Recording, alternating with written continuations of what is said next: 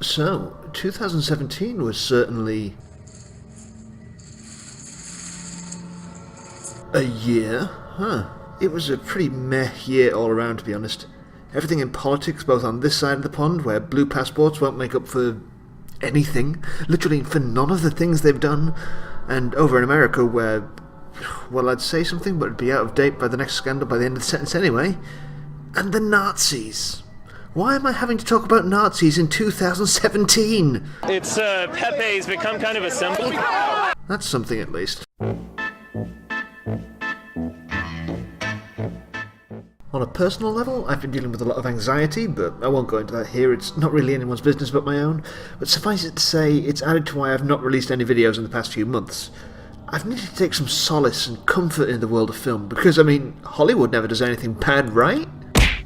God damn it, they're all perverts. He's a pervert, he's a pervert, he's definitely a pervert, he's probably a pervert, he thinks we should talk about the perverts less. Well, at least the movies can give me some escape. I have been to see a lot of films at the cinema this year, like 130, and that's not including seeing a screening of Young Frankenstein and last year's Shin Gojira, which makes for the vast majority of the year's releases, though there were a few that I missed, like I didn't get out to see The Nutjob 2 Nutted by Nature. I'm really sorry, fans of The Nutjob 2 Nutted by Nature. Oh, also Transformers 5, because, like, why would I? And it has mostly been a disappointing year for film. Because, you know, I'm not allowed to find relief anywhere, apparently. Like, there were just a bunch of films that either straight up sucked, or were real letdowns, or were just okay at best. I mean, there were some good things that came through, but by and large, the cinema has disappointed me in 2017. And I think a big part of that is the ridiculous number of blockbuster tentpole movies. There were very few weeks where there were just quiet releases. It gets kind of exhausting after a while. Now, of course, most people are not like me, generally going to see 2 to 4 films a week, so maybe this is just an issue that someone like me faces, but it's still what I've faced, and it was hard, you guys, you don't even know. So I think I can make a fairly comprehensive look at the year's film, so let's do that, shall we? We'll begin with the worst of the year, because, you know, negativity sells more. However, I shan't be doing it in a numerical order, because number ratings for films are honestly a bit arbitrary, so we'll keep it to alphabetical, I reckon. Bad films. All Eyes on Me. All Eyes on Me tells the real-life story of Tupac Shakur, and it is entirely flat. I spent the whole thing bored and checking my watch. Now, admittedly, I'm not exactly that interested in Tupac's life, but a good film should be able to get me interested regardless. Just watch Straight Outta Compton again instead. The Bye Bye Man.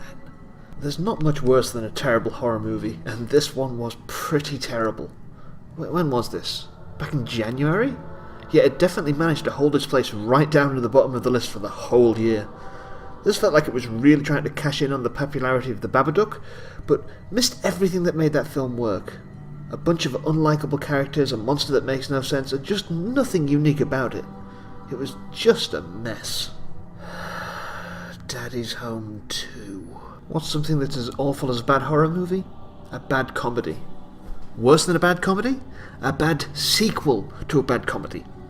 This movie sucks in all the same ways that the first one sucked, just harder. The entire joke of this series is predicated on the toxically masculine idea that being sensitive, especially in relation to your kids' feelings, is for wimpy losers who are going to mess everything up when they try to be manly. Add on to that the unpleasantness of them continuing to give Mel Gibson work. This is just a late addition to the bottom of the year list that more than earned its spot. The Dark Tower. This one hurt for me. I read the books that this was based on, back when I was a teenager, and I liked them a lot. So when the film had literally nothing to do with them beyond some basic names and premises, I was annoyed. It turned what's a unique and cool story that's like a cross between The Good, the Bad and the Ugly and The Lord of the Rings into every generic YA book film ever. As a film, it was really bland with nothing standing out about it, and I think it's lower in my opinion than it will be in some people's because of my liking the book so much. Just a huge disappointment throughout. Yes, the Emoji Movie. You knew this was going to turn up on here. Probably the most corporate film I've ever seen. Every single moment of this had been run through the ringer to make sure it's as inoffensive as it can possibly be. The jokes don't land, the characters aren't likeable, and the animation is just sort of okay. It's hardly the worst animated film I've ever seen, but yeah, it's the Emoji Movie. Good films. Now let's head over to the good films for a bit. Get some variety in this thing, you know? The Big Sick. The Big Sick tells the true story of how Kumail Nanjiani met his wife Emily, and the serious illness that befell her. It's a great film, it's really funny with a bunch of pathos. Kumail Nanjiani really taps into his real-life experiences in his performance, and supported by a surprisingly good Ray Romano and a seemingly stoned Holly Hunter, this one has some real feels in it. Colossal. A kaiju movie with a difference. This is a great personal comedic drama with top-notch performances by Anne Hathaway and Jason Sudeikis using his slightly smarmy nice guy persona to fairly terrifying effect. This is a movie that delivers on laughs, emotions and giant monsters. Good stuff. The Death of Stalin. Another based on a true story movie, this comedy from Armando Iannucci is pitch black and utterly hilarious. I was laughing for practically the whole runtime, except for the times when I was cringing with horror at the reality of the situation. This is probably the funniest film I've seen all year. Detroit. A third true story movie in the best list. I can't help it, they were good. This one all about the race riots in Detroit in 1967. It is a pretty bleak and depressing sit, as you might expect, but it is really worth checking out. I liked it a lot, even if I was uncomfortable. Free Fire. Hot damn, this movie was great. Practically the entire runtime taken up with one gunfight. It's really funny and clever, and it has a great cast who play off each other expertly. This is some first-class filmmaking. Tel Aviv? No, Vision. Let's move away from the films for a minute and talk about some television.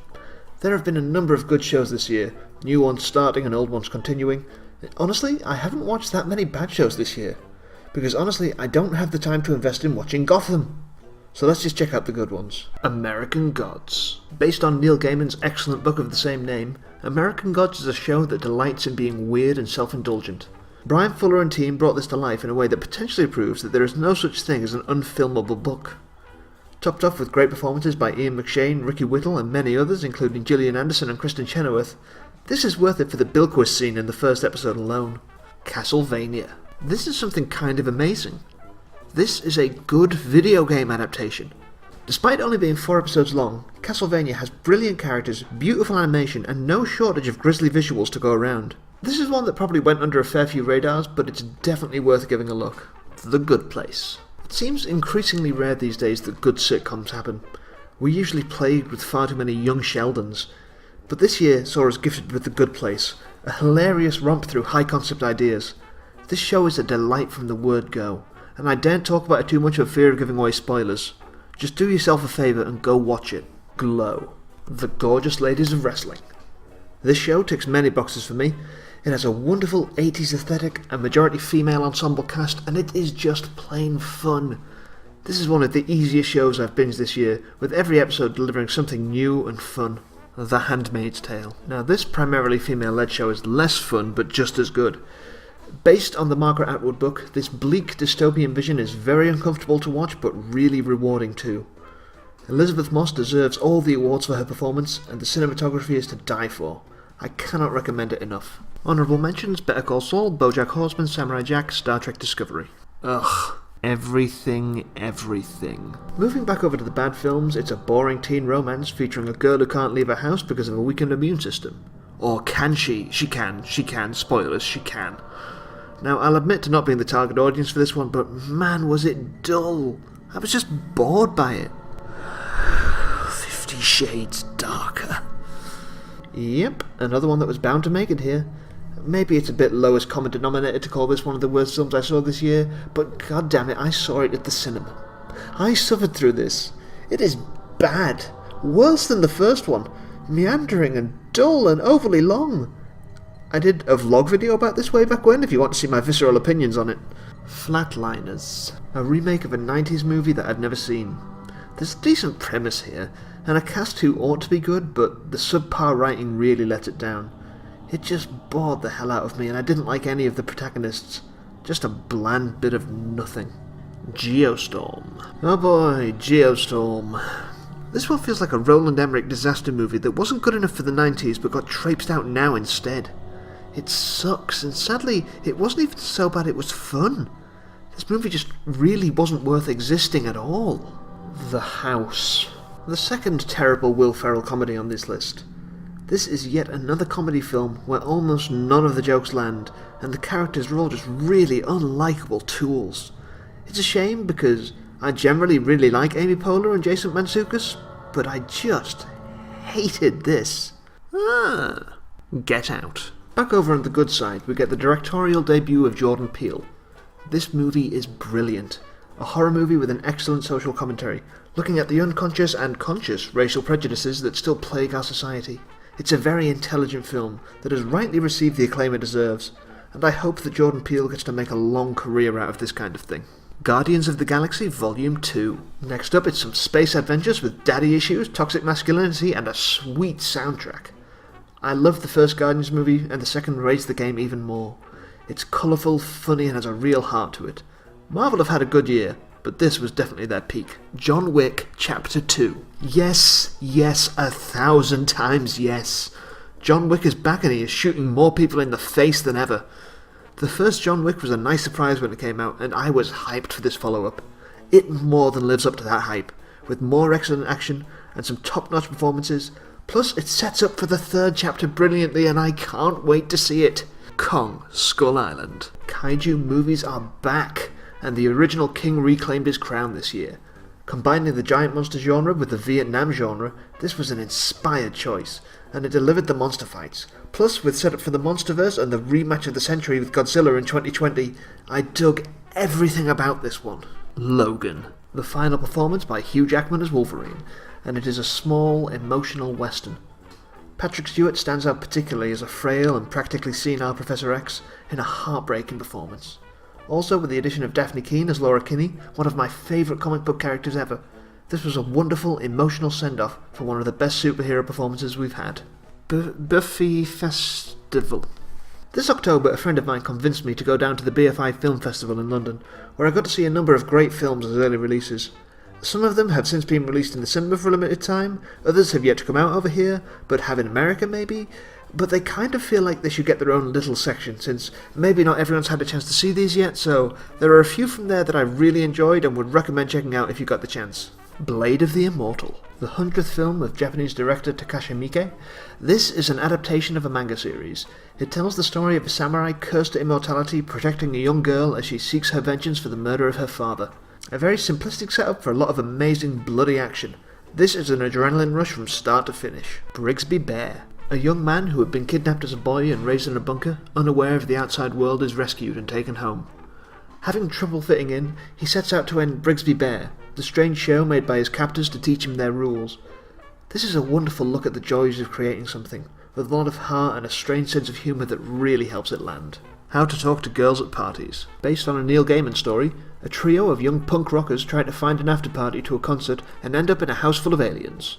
Now there's a weird romance doomed to tragedy by the aliens' cannibalistic ways. This is super funny and has some pretty high-concept stuff.